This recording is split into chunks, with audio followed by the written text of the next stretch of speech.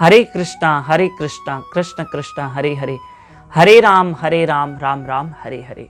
श्री कृष्ण कथा में आप सभी भक्तों का स्वागत है।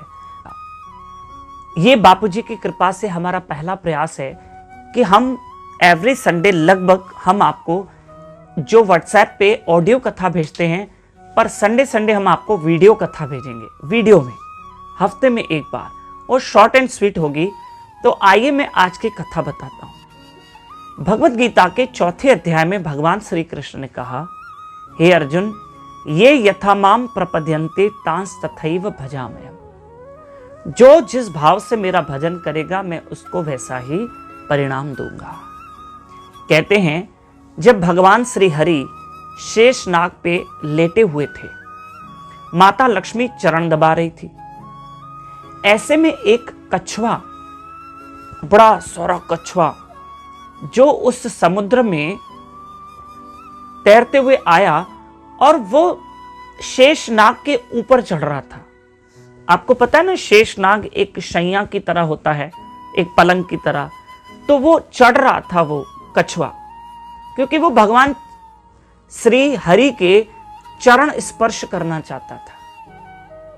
लेकिन जैसे ही वो कछुआ ऊपर चढ़ा तो शेषनाग ने फूंक मार दी और वो कछुआ दूर जाके गिरा समुद्र में। पर उस कछुए का भाव देखो, वो दूसरी बार चलकर आया, प्रभु के चरण स्पर्श करना चाहता था। आज फिर से शेषनाग ने उसको फूंक मार दी, पर वो तीसरी बार आया, चौथी बार आया। एक बार तो माता लक्ष्मी ने रोक दिया, कई बार शेषनाग ने रोक दिया, कई बार माता लक्ष्मी ने रोक दिया। लेकिन कछुआ, उसका भाव था मैं प्रभु के चरण स्पर्श करूं।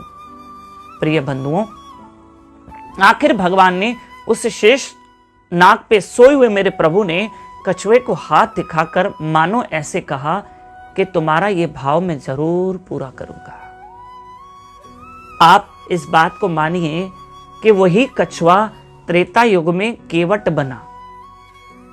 और केवट, आपको पता है ना, भगवान हरि जो श्री राम रूप में प्रकट हुए, शेषनाग जो लक्ष्मण रूप में प्रकट हुआ, माता जानकी जो स्वयं माता लक्ष्मी है।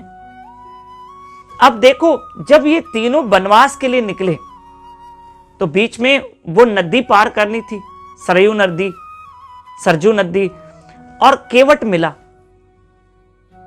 और केवट ने क्या कहा, प्रभु पहले मैं आपके चरण धोऊंगा, क्योंकि ये वही कछुआ है। भगवान हरि ने कहा था मैं ये तुम्हारा भाव पूरा करूंगा, और आज उस कछुए का यानी उस केवट का भाव पूरा हो रहा है। क्योंकि केवट ही कौन है? कछुआ है।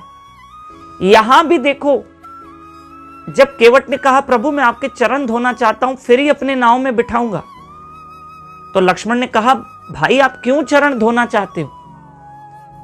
कहा मैं प्रभु के इसलिए चरण धोना चाहता हूं कि श्री राम के पवित्र चरण एक पत्थर पे पड़े तो वो पत्थर सुंदर स्त्री अहिल्या बन गई। कहीं मेरे नाव में प्रभु के चरण पड़ गए तो मेरी नाव ने स्त्री बन जाए, और मैं प्रभु के चरण जरूर धोऊंगा। और राम जी जानते हैं कि ये वही कछुआ है, ये केवट नहीं है, इसका भाव पूरा करने के लिए मैं आया हूं। पर लक्ष्मण जी अभी भी रोक रहे हैं, और माता जानकी तो शांत थी, धैर्य उन्होंने बांध के रखा था।